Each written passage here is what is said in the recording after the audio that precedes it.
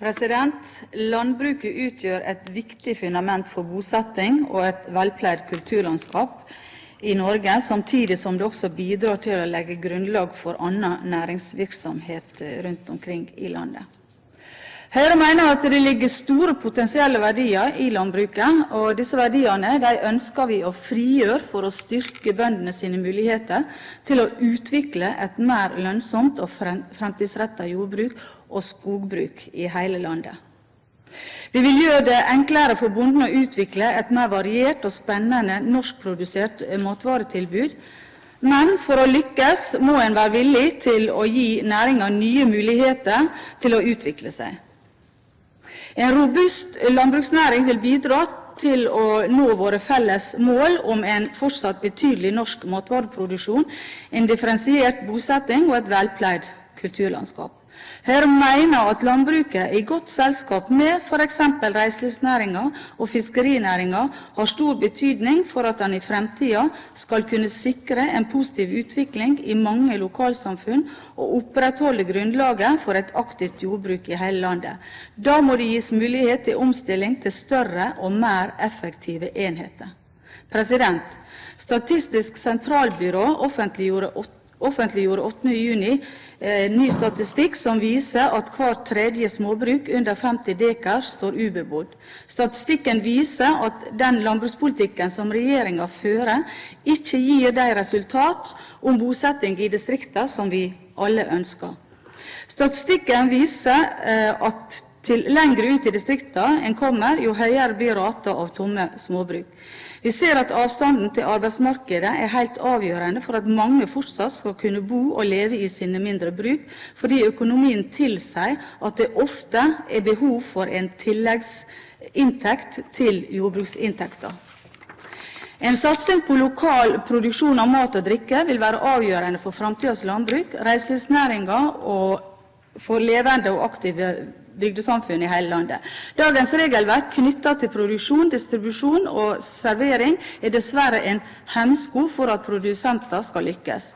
Høyre ønsker å stimulere til økt satsing på geografisk opprinnelsesmerking og liberalisering av regelverket for foredling av mat på egen gård, uten at det går ut over mattryggheten.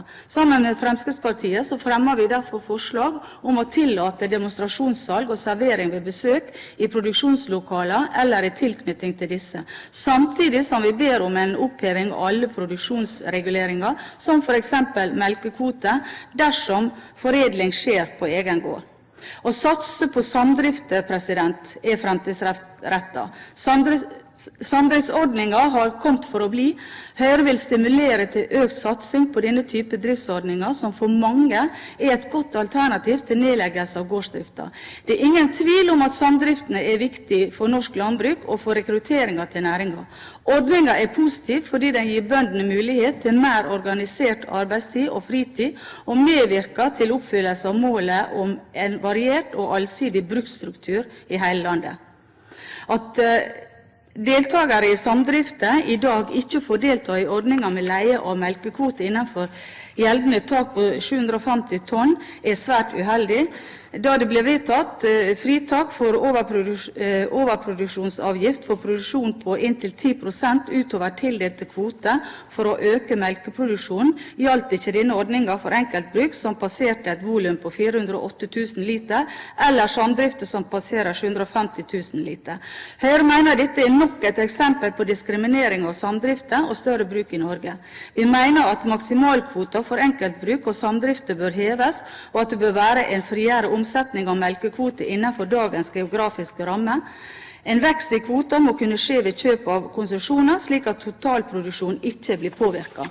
For å gjøre samdrifter mer lønnsom og mindre byråkratisk vil Høyre fjerne geografiske begrensninger og antallsbegrensninger som i dag virker svært negativt for samdriftsform, og vi vil at samdrifter skal kunne leie kvote opp til kvotetaket. Det er viktig at regjeringen letter på politiske restriksjoner som fungerer kun som bremseklosser for samdriftsbønder som ønsker å utvikle bærekraftig melkebruk i fremtiden.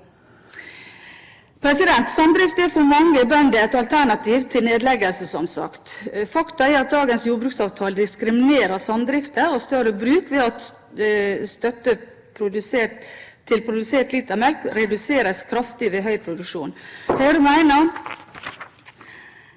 jeg vil understreke betydningen av økonomiske virkemidler som fremmer samdrifter og stimulerer til mer samarbeid mellom gårdsbruk. Takk.